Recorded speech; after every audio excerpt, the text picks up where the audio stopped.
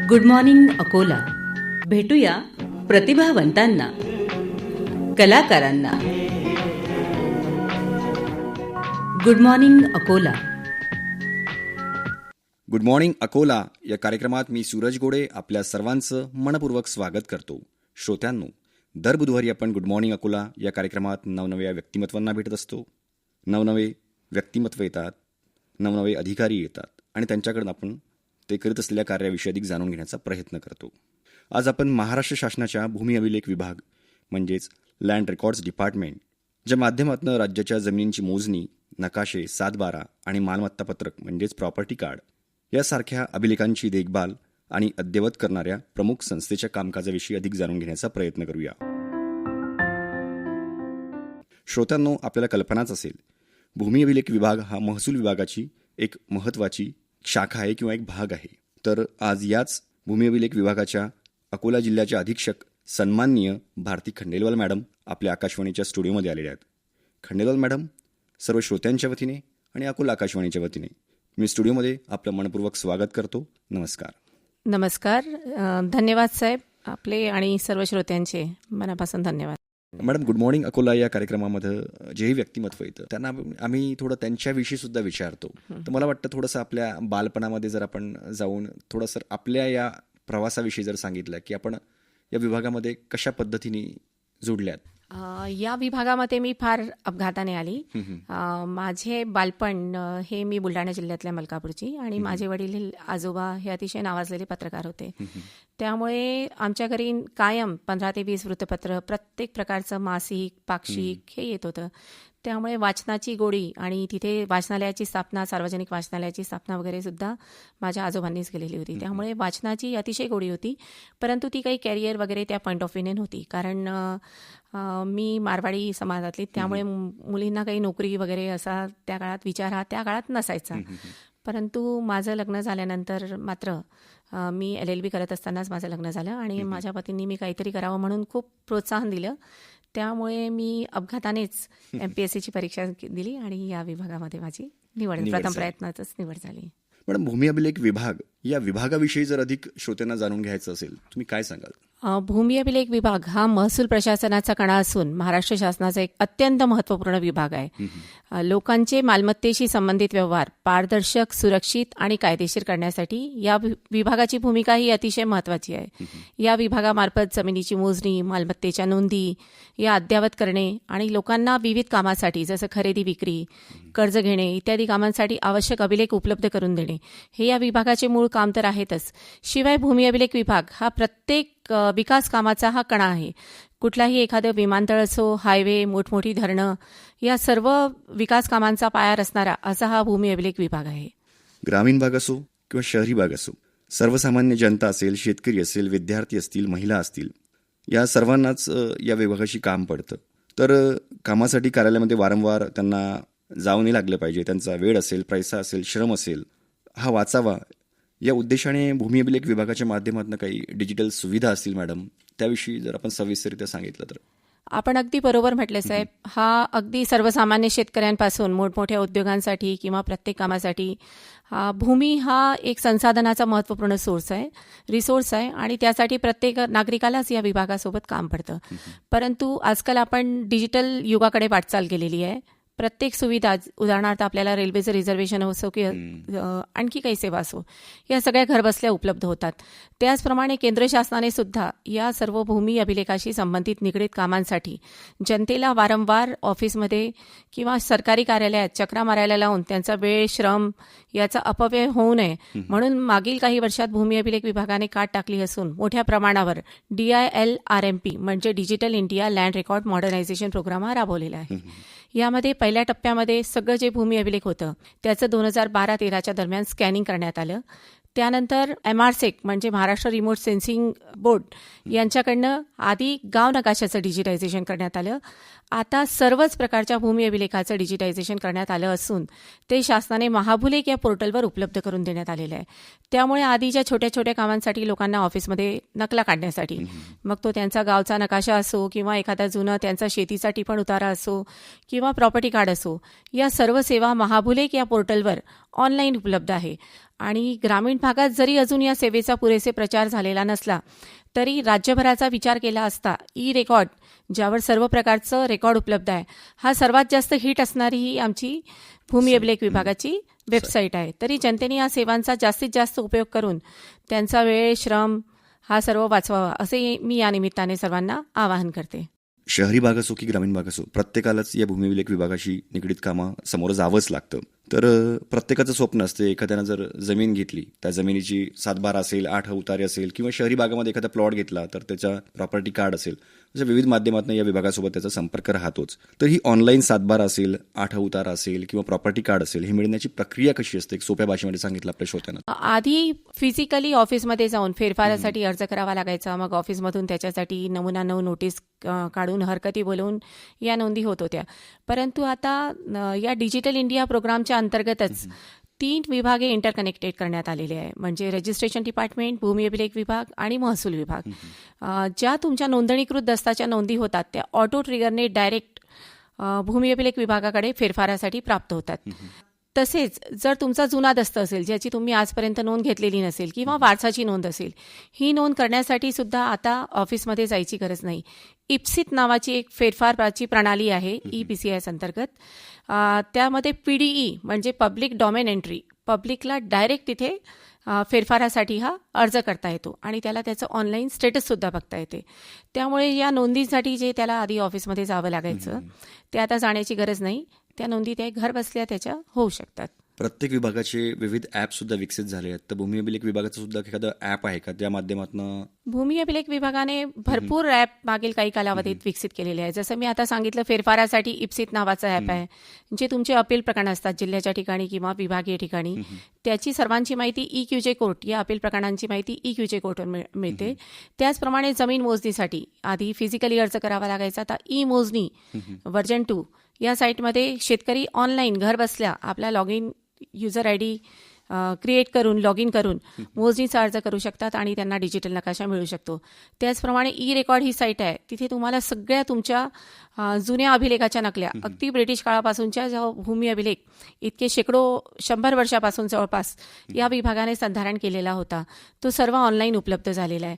त्याचप्रमाणे भूनक्षा हे असं पोर्टल आहे की जिथे तुमचा 7/12 म्हणजे टेक्स्च्युअल डाटा आणि नकाशा म्हणजे स्पेशल डाटा हा दोन्ही तुम्हाला अवेलेबल होऊ शकतो. तर असे अनेक ॲप भूमी अभिलेख विभागाने मागच्या काही वर्षात विकसित केलेले आहेत. तुम्ही ई फेरफारचा उल्लेख केला होता, नेमका हा ई फेरफार प्रकल्प काय आहे? ई फेरफार प्रकल्प जसा आधी तुम्ही कुठलीही मालमत्ता विकत घेतल्यानंतर किंवा कोणाला वारसाची नोंद करायची असेल तर त्याला प्रत्यक्ष ऑफिसमध्ये जाऊन हा फिजिकली अर्ज करणं, त्याची पोस्ट करणं, नंतर तो वारंवार ऑफिसमध्ये जाऊन माझा अर्ज कुठपर्यंत आला याची माहिती घेणं हे करावं लागत होतं. परंतु आता ई फेरफार प्रकल्पाअंतर्गत 2 गोष्टी झालेल्या आहे. एक तर ऑटो ट्रिगर नोंदी, म्हणजे जर तुम्ही एखादा दस्त नोंदवला, मग ते खरेदी असो, बक्षीसपत्र असो, हक्क सवडलेख असो, तर तो आपोआप त्याची इन्फॉर्मेशन ही भूमी अभिलेख विभागाला किंवा महसूल विभागाला, 7/12च्या बाबतीत महसूल विभागाला जाते आणि त्या नोंदी घेण्याची प्रक्रिया तिथेच सुरू होते. आणि त्याशिवाय जर तुम्हाला आणखी कुठल्या जुन्या दस्ताचा किंवा वारसाची नोंद करायची असेल तर ती सुद्धा तुम्ही ऑनलाईन पद्धतीने ही करू शकतात. यासाठी हा ई फेरफार प्रकल्प आहे. श्रोत्यांनो, आपण भूमी अभिलेख विभागाच्या योजनांविषयी अधिक जाणून घेत आहोत आणि आपल्यासोबत आहेत सन्माननीय भूमी अभिलेख विभागाच्या जिल्हा अधीक्षक भारती खंडेलवाल मॅडम. मॅडम, स्वामित्व योजना ही एक केंद्र सरकारची ग्राम विकासाची एक योजना आहे, ज्याच्या माध्यमातून ड्रोन तंत्रज्ञानाचा वापर करून तुम्ही आता सांगितलं की ग्रामीण भागातील घरांचं असेल, जमिनीचं सर्वेक्षण केलेलं आहे. तर ही जी एक स्वामित्व योजना आहे, या स्वामित्व योजनेची काय मुख्य उद्दिष्ट आहेत? यापूर्वी असं होतं, महाराष्ट्रामध्ये प्रॉपर्टी कार्ड तयार करण्याचं काम हे फक्त 2000 लोकसंख्या ज्यांची आहे त्याच गावांचं होत होतं आणि ते मॅन्युअल पद्धतीने, म्हणजे जरी इलेक्ट्रॉनिक टोटल स्टेशन पद्धतीने होत असलं तरी त्यापुढे त्याचा नकाशा तयार करणे, सनद तयार करणे, मिळकत पत्रिका तयार करणे हे सगळं काम मॅन्युअल पद्धतीने होतं आणि या 10 ते 20 वर्ष निघून जायचे. त्यामुळे केंद्र शासनाने आधी महाराष्ट्रात हा एक प्रायोगिक तत्वावर स्वामित्वाचा प्रयोग झाला. ड्रोन फ्लाय करून त्या आधारे नकाशा तयार करून आणि पुढचं जे सगळं काम आहे, सनद तयार करणं, मिळकत पत्रिका तयार करणं, हे सर्व एक ॲप तयार करून किंवा पोर्टल तयार करून केलं गेलं. त्यामुळे ज्या कामाला शेकडो वर्ष लागत होते, तर आपण उदाहरणच घेतलं तर अकोला जिल्ह्यातील 1048 टोटल गाव आहे. त्यापैकी काही गावांचं ऑलरेडी प्रॉपर्टी कार्ड जी 2000 लोकसंख्येच्या वरची होती त्यांचे झालेले होते आणि 734 गावांचं काम, जे काम आपलं जवळपास आज 98% झालेलं आहे आणि अकोला जिल्हा हा महाराष्ट्रात आघाडीवर आहे. तर हे काम फक्त आपण 2 वर्षात केलं. ज्या कामाला दशके लागत होती त्या कामाला 2 वर्षे लागले. आणि यामुळे काय झालेलं आहे, लोकांना GIS बेस्ड त्यांचा नकाशा मिळालेला आहे, त्या नकाशाची सनद मिळालेली आहे, ज्यामध्ये त्याच्या चतुसीमा आहे, त्यांच्या मालकी हक्कांचा पुरावा मिळाला. त्यामुळे ग्रामीण भागात जे आधी लोकांना आठवर अवलंबून राहावं लागायचं आणि त्या आठच्या बेसिसवर कुठल्याही बँका वगैरे त्यांना कर्ज देत नव्हत्या, कोणाची जमानत घ्यायची असेल किंवा काय घ्यायची असेल तर लोकांना आता या मालकी हक्काचा असा पुरावा मिळाल्यामुळे बँकांकडनं कर्ज घेणं हे सर्व तर सोपं झालेलंच आहे. शिवाय ग्रामपंचायतीची जी टॅक्स आकारण्याची पद्धत होती, 8मध्ये अंदाजे क्षेत्राच्या नोंदी राहायच्या, खरेदीमध्ये मेन्शन केलेल्या किंवा अंदाजे. या महास्वामित्व योजनेमध्ये त्याचा ॲक्च्युअल एरिया माहीत पडल्यामुळे ग्रामपंचायतीला सुद्धा त्यांच्या कर आकारणीसाठी मोठ्या प्रमाणावर मदत मिळणार आहे. यासाठी महाराष्ट्र शासनाने आणि केंद्र शासनाचाच हा प्रोजेक्ट होता, बेसिकली सर्वे ऑफ इंडियाची मदत घेतली होती आणि त्याप्रमाणे आधी ड्रोन फ्लाय होऊन नंतर त्याचं ग्राउंड ट्रुथिंग इन्क्वायरी करून लोकांची सनद मिळकत पत्रिका हे तयार करण्याचं काम, हे एक प्रचंड मोठं काम झालेलं आहे. अच्छा मॅडम, शहरी भाग असेल, शहरी भागामध्ये अनेकदा काय होतं की सामान्य व्यक्ती एखादा प्लॉट विकत घेतो आणि मग ती जी एक मोजणी असतं त्याला बऱ्याच समस्यांना तोंड द्यावं लागतं. त्याला ही एक प्रक्रिया कशी असतं, काय असतं ते लेआउटची मोजणी पण कशा पद्धतीने केल्या जातात आपल्या विभागाच्या माध्यमातून? यामध्ये 2-3 गोष्टी आहे. जर तुमच्या प्लॉटची किंवा तुमच्या गटाची ही दुरुस्ती त्या नकाशाला असेल तर तुमच्या मोजणीमध्ये काही अडचण येत नाही. पण होतं काय की इन द मीन टाईम आपला नकाशा जेव्हा झालेला आहे, तयार झालेला आहे, त्यानंतर खरेदी विक्रीच्या नोंदी या मोठ्या प्रमाणावर होऊन शहरी जमिनीची असो की शेतजमिनीची असो मोठ्या प्रमाणावर पोटहिस्से झालेले आहे. परंतु त्या पोटहिस्स्याची दुरुस्ती ही नकाशाला मात्र नाही.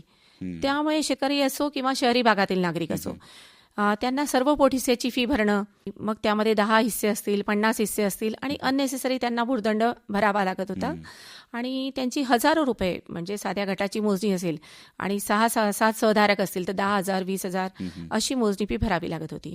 परंतु आता राज्य शासनाने एक अतिशय क्रांतिकारी निर्णय घेऊन फक्त 200 रुपयामध्ये पोटहिस्सा मोजणीचा शासन निर्णय हा नुकताच म्हणजे मागील माहातच निर्गमित केलेला आहे. आणि आधी ही पोटहिस्सा मोजणी सर्व सहधारकांच्या फक्त संमतीने होत होती. आता ती महाराष्ट्र जमीन महसूल अधिनियमच्या कलम 85(2) अन्वये करता येईल असा सुद्धा एक शासन निर्णय निर्गमित केलेला आहे. त्यामुळे मागील अनेक वर्षापासूनची पोटहिस्सा मोजणीची लोकांची अडचण होती ती मोठ्या प्रमाणावर आता सुटेल.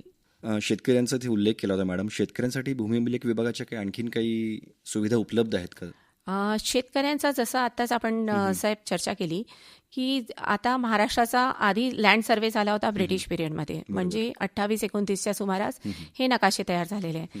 त्यानंतर जमीन एकत्रीकरण योजना राबवली गेली 1947 पासून 1994 पर्यंत. आपल्या अकोला जिल्ह्यातील जर आपण सगळी गावं पाहिली तर 80-84 जास्तीत जास्त 90 पर्यंत ही योजना राबवली गेलेली आहे. तोपर्यंत आपले गटाचे नकाशे अपडेट आहे. आणि आता आपण विचार करा की एखाद्या गावाची एकत्रीकरणाची योजना राबवली गेली असेल 84 मध्ये आणि आज आपण आहोत 2026 मध्ये.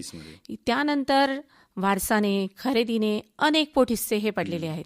परंतु त्या पोटहिस्स्याच्या 7/12ला नोंदी झाल्या, मात्र नकाशाला नोंदी झालेल्या नाही.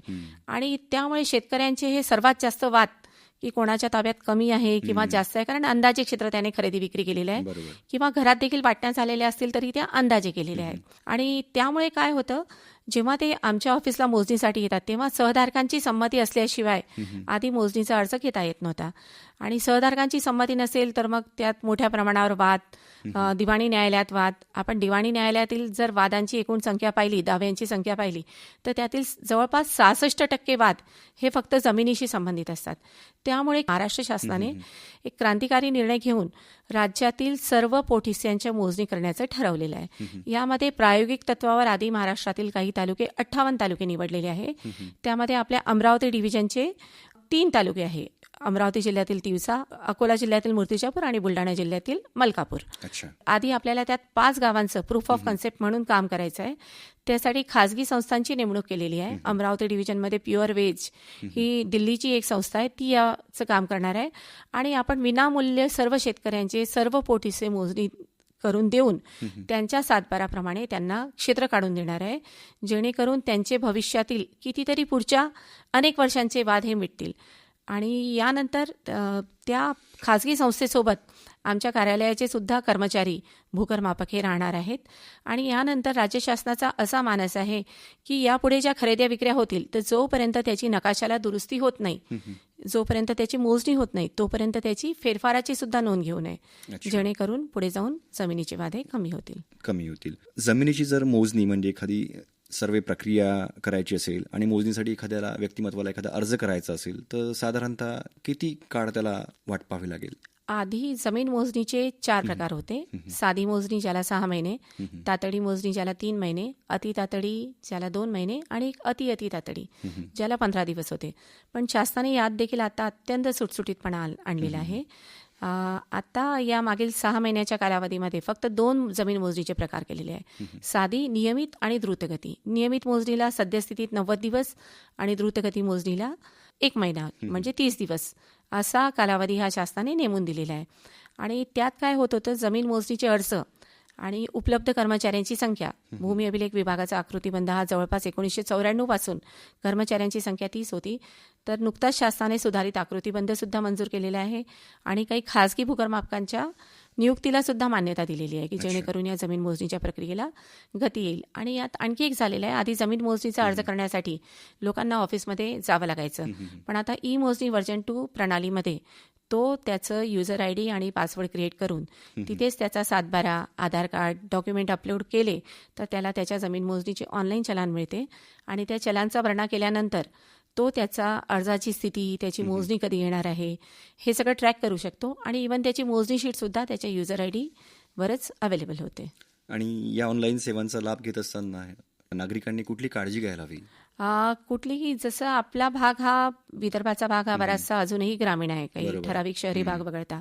त्यामुळे या सेवांसाठी त्यांनी ती कार्यपद्धती कशी आहे, जसं आता आम्ही काही मूर्तिजापूरला मागेच महाराजस्व अभियान झालं 10 एप्रिलला, आम्ही काही QR कोड तयार केले जेणेकरून लोकांना याची माहिती मिळावी. नाही तर होतं काय, लोक पुन्हा कुठल्या तरी सेतू केंद्राकडे किंवा कुठल्या तरी व्यक्तीकडे अर्ज करायला जातो, त्याचा युजर ID पासवर्ड हा त्याच व्यक्तीकडे किंवा सेतू केंद्राकडे असतो. म्हणजे शासनाने इतकी सेवा उपलब्ध करून दिल्यानंतर पुन्हा जेव्हा ते आमच्या ऑफिसमध्ये मोजणी शीट घ्यायला येतात तेव्हा आम्ही त्यांना म्हणतो त्यांच्या युजर आयडीवर अवेलेबल आहे, परंतु त्यांना त्यांचा युजर आयडी हा माहीत नसतो, कारण त्यांनी तो सेतूकडे किंवा कुठेतरी अर्ज केलेला असतो. त्यामुळे या ज्या योजना आहे तो आपला भाग, आपला जिल्हा हा बराचसा ग्रामीण असल्यामुळे तो लोकांपर्यंत जास्तीत जास्त पोहोचवण्याचा हा आमचा पुढचा मानस आहे. आता नुकताच मॅडम अकोला जिल्ह्यामध्ये महसूल विभागाच्या माध्यमातून सेवा थेट नागरिकांच्या दारात पोहोचवण्यासाठी छत्रपती शिवाजी महाराज महाराजस्व समाधान शिबिर टप्पा 1 आयोजित केला होता. त्याविषयी अधिक आपल्या नागरिकांना काय सांगाल तुम्ही? राज्य शासनाने जसं आताच आपण सांगितलं की आधुनिकीकरणाकडे वाटचाल केलेली आहे, अनेक सेवा ऑनलाईन केलेल्या आहे, अनेक पोर्टल केलेले आहे, परंतु त्यांना त्या सेवांचा तितकासा लाभ घेता येत नाही, कारण त्याच्याबद्दल त्यांना पुरेशी माहिती नाही किंवा त्याचा प्रचार प्रसार झालेला नाही. त्याचबरोबर त्यांना साध्या त्यांच्या गोष्टींसाठी, जसं विद्यार्थ्यांना त्यांची कास्ट व्हॅलिडिटी असो किंवा इन्कम सर्टिफिकेट असो, या विविध विभागांच्या सेवांसाठी ऑफिसमध्ये अनेक चक्रा माराव्या लागतात आणि त्यात त्यांचा वेळेचा अपव्यय होतो किंवा त्यांना पुरेशी माहिती नसते. त्यामुळे शासनानेच त्यांच्या दारी जाऊन, शासनानेच ठिकठिकाणी गावोगावी जाऊन विविध विभागांचे स्टॉल्स तिथे लावून लोकांना त्यांच्या विभागाशी संबंधित ज्या ज्या सेवा असतील त्यांची तिथेच माहिती देणे, तिथेच त्यांच्या समस्यांचं निराकरण करणे, यासाठी केंद्र शासनाने महाराजस्व अभियान सुरू केलेले आहे. नुकतंच 10 एप्रिलला मूर्तिजापूर तालुक्यातील नागपुरी इथे जे महाराजस्व अभियान झालं तिथे आपले सन्माननीय महसूल मंत्री चंद्रशेखरजी बावनकुळे हे स्वतः देखील उपस्थित होते आणि मोठ्या प्रमाणावर नागरिक उपस्थित राहून या सेवांचा अधिकाधिक लाभ सुद्धा घेतला त्यांनी. मॅडम, भूमी अभिलेख विभागामध्ये पारदर्शकता आणण्यासाठी आपल्या माध्यमातून काय पावलं उचलल्या जात आहेत? बरोबर आहे. पारदर्शक म्हणजे जेवढे भूमी अभिलेख विभाग पारदर्शक होतील तेवढी लोकांची फसवणूक कमी होईल आणि दिवाणी दाव्यांची संख्या वगैरे, जसं आपण आधीच म्हटलं की जवळपास 60% वर दावे हे भूमी अभिलेखाशी संबंधित असतात. तर प्रत्येक आधी त्याला 7/12 प्रॉपर्टी कार्ड हे सर्व लोकांना ऑनलाईन आज बघायला उपलब्ध आहे. त्यांचं स्टेटस ते ऑनलाईन बघू शकतो. फेरफाराचा अर्ज तो त्याचा ऑनलाईन करू शकतो किंवा त्याच्या मोजणीचा अर्ज हा देखील ऑनलाईन करू शकतो. त्याचा नकाशाची नक्कल काढण्यासाठी किंवा त्याच्या नकाशावर रस्ता कुठे आहे काय आहे हे बघण्यासाठी आधी लोक ऑफिसमध्ये नकलांसाठी एकदा अर्ज करायचे, मग तो म्हणायचा की 3 दिवसांनी नक्कल घेण्यासाठी आहे, तो कधीतरी 7-8 दिवसांनी नक्कल देत होता. तर आता भूनक्षा पोर्टलवर त्याचा 7/12 आणि त्याचा नकाशा हा दोन्ही उपलब्ध आहे. काही दिवसांनी जिओ रेफरन्स नकाशे किंवा हे सगळं रेकॉर्ड जे डिजिटाईज झालेलं आहे ते सुद्धा लोकांना घर बसल्या पाहता येईल. म्हणजे थोडक्यात आधी तुम्ही किऑस्क आले होते, म्हणजे तुम्ही ATM मधून पैसे काढत होता, बरोबर. त्या पद्धतीने होता. आता तुम्ही कुठलं तरी ॲप एक हे करून तुमच्या अकाउंटमध्ये फंड किती आहे, तुमचे ट्रान्झॅक्शन काय झाले, हे सगळं बघू शकतात. तसंच भूमी अभिलेख विभागाच्या विविध ॲपद्वारे तुम्ही तुमच्या भूलेखांची म्हणजे मालकी हक्काचा जो पुरावा आहे 7/12 किंवा प्रॉपर्टी कार्ड, त्याचप्रमाणे नकाशांची स्थिती काय आहे हे बघू शकतात. आणि याचा जेवढा प्रचार प्रसार होईल तेवढीच त्याच्यात पारदर्शकता वाढेल असं मला वाटतं. मॅडम, एक सर्वात महत्त्वाचं आणि शेतकऱ्यांचं जीवनाशी एक निगडीत प्रश्न आहे आणि नेहमी वृत्तपत्रांमध्ये सुद्धा तो वाचण्यामध्ये येतो की आता पाणंद रस्ते म्हणजे शेतात जाण्यासाठी सोयीचं व्हावं, याविषयी सुद्धा आपल्या विभागाच्या माध्यमातून काय योजना वगैरे राबवल्या जात आहेत? हो, पाणंद रस्ते हे काही रस्ते आधीपासून नकाशात होते. त्या रस्त्यांशिवाय काही रस्ते हे लोकांच्या वापरात येतात, परंतु ते नकाशावर नसतात. तर पाणंद रस्ते हा शेतकऱ्यांचा अतिशय जिव्हाळ्याचा प्रयत्न आहे. तो खूप कष्टाने आपलं पीक वगैरे पिकवतो, परंतु जर त्याला तो शेतमाल वेळेपर्यंत बाजारात नेण्यासाठी रस्तेच नसतील तर तो तिथपर्यंत माल पोचवला जात नाही. शिवाय काही शेतकऱ्यांनी हे रस्ते अडवलेले असल्यामुळे ग्रामीण भागात मोठ्या प्रमाणावर वाद हे रस्ते अडवणुकीचे वगैरे होत असतात. त्यामुळे महाराष्ट्र शासनाने आता पाणंद रस्ते मोकळे करण्याचा एक खूप महत्वाकांक्षी कार्यक्रम आखलेला आहे आणि सर्व पाणंद रस्त्याची मोजणी ही त्याद्वारे करण्यात येत आहे. आणि ते पाणंद रस्ते मोकळे करून तिथे त्याचं खडीकरण, तिथे रस्ते करून आणि त्याच्या दुतर्फा झाडं लावणं की जेणेकरून पुन्हा भविष्यात त्यात अतिक्रमण होणार नाही. आणि शिवाय जो रस्ता हा शेतकरी अडवेल त्याला पुढील 3 वर्ष कुठल्याही शासकीय योजनेचा लाभ घेता येणार नाही, असा सुद्धा शासन निर्णय शासनाने काढलेला आहे की जेणेकरून पुन्हा कोणी रस्ता अडवणार नाही. आणि सर्वसामान्य जनतेचा हा अतिशय जो जिव्हाळ्याचा प्रश्न आहे. आणि या सर्व नकाशाचे 3 प्रकारचे रस्ते हे ऑलरेडी नकाशावर आहेत, 1 आण्याचा, 5 आण्याचा आणि 10 आण्याचा. याशिवाय काही रस्ते असे असतात की जे मामलतदार ॲक्ट अंडर किंवा महाराष्ट्र जमीन महसूल अधिनियम अंतर्गत हे तहसीलदार देत असतात. त्या रस्त्यांची सुद्धा नकाशाला दुरुस्ती करणे, त्यांचं जिओ रेफरन्सिंग करणे, हे सर्व काम आता पुढील काळात होणार आहे. यासोबतच आणखीनही आपल्या नागरिकांना काही सांगायचं असेल मॅडम आपल्या विभागाच्या माध्यमातून? जसं आपण पाहिलं की शेतजमिनीची मोजणी ही 1920-28 दरम्यान ब्रिटिश काळात झाली होती. तसंच जर आपण आपला सिटी सर्व्हे पाहिला, महाराष्ट्रात हा जो सिटी सर्व्हे झालेला आहे तो जवळपास बहुतांश गावांमध्ये ब्रिटिश काळात आणि काही गावांमध्ये नंतरच्या कालावधीत सुद्धा झाला, पण तो 1980 दरम्यान झाला. आणि त्यानंतर शहरी भागात देखील प्रचंड मोठ्या प्रमाणावर वाढ झालेली आहे. तिथे काही लेआउट, काही अनधिकृत लेआउट म्हणजे गुंठेबारी झालेली आहे. तर जसं स्वामित्वासाठी ड्रोन फ्लायद्वारे आपण गावठाणातील जमिनींचे नकाशे केले, तसंच केंद्र शासनाने नक्षा हा एक नक्षा म्हणजे national geospatial knowledge based survey of urban habitation असा हा नक्षा प्रोजेक्ट सुरू केलेला आहे. त्यामध्ये शहरी भागांमध्ये सुद्धा आधी ड्रोन फ्लाय होऊन त्यानंतर त्याचा जिओ रेफरन्स नकाशा, त्यानंतर त्याचं ग्राउंड ट्रुथिंग आणि मोक्यावर महाराष्ट्र जमीन महसूल अधिनियमच्या कलम 20(2) अन्वये चौकशी करून तिथला सुद्धा नकाशा आणि मिळकत पत्रिका तयार करण्याचं काम हे करण्यात येणार आहे. हे काम महाराष्ट्र राज्यात 10 नगरपालिकांमध्ये करण्यात येणार आहे आणि त्यात आपल्या अकोला जिल्ह्यातील मूर्तिजापूर नगरपालिकेचा समावेश आहे. तर तिथे या कामाला सुरुवात झाली असून सध्या ड्रोन फ्लाय आणि नकाशे हे सर्व प्राप्त झालेले आहेत. आणि त्यानंतर आता आपण मिळकत पत्रिका तयार करण्यासाठी महाराष्ट्र जमीन महसूल अधिनियमचं जे कलम 20(2) आहे त्या अन्वये चौकशीचं काम करण्यात येत आहे. या प्रकल्पाचं आणखी एक वैशिष्ट्य असं आहे की इथे फक्त जसं भूमी अभिलेख विभाग हा आधी जमिनीचा फक्त नकाशाच तयार करत होता, तर नक्षा प्रोजेक्टमध्ये आपण या नकाशावर विविध लेअर बसवणार आहोत. जसं पाणी पुरवठ्याची लेअर असेल तर ती जिओ रेफरन्स लेअर, कुठली विद्युतची केबल असेल किंवा ड्रेनेजची लेअर असेल, वेगवेगळ्या या लेअर तिथे बसवण्यात येणार आहे. गतिशक्ती पोर्टलवर केंद्र शासनाच्या जेवढ्या लेअर आहे तेवढ्या सगळ्या बसवण्यात येणार आहे, जेणेकरून या नकाशाचा उपयोग हा विविध कामासाठी करता येईल.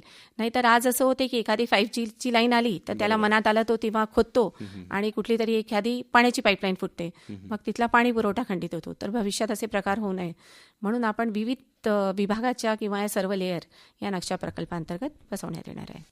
मॅडम, जाता जाता आणखीन आपल्या विभागाच्या माध्यमातून काय आपण एक आव्हान कराल आपल्या नागरिकांना?